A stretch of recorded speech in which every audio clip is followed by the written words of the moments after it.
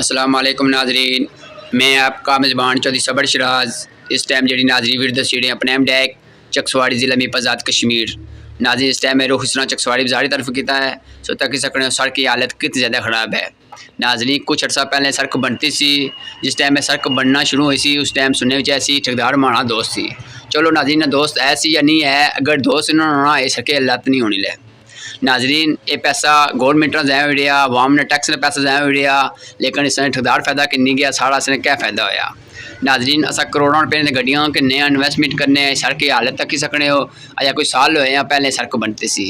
नाजरीन वीडियो बनाने का मकसद ये है, अगर अमीदाबाद चौक तो किन्नी है चकसवाड़ी तक अगर दोस्ती ठेकेदारा ने की गई है या होगी या उन्होंने मजीद ये कभी नुकसान होगी नाजरीन, तो फिर ये मुल्क नहीं कामयाब होना। नाजरीन असा खुशकिस्मत सा कि हल्का नंबर 2 विच 3 MLA सा, एक ओवरसीज सी तो 2 इतने मुकामी MLA सा।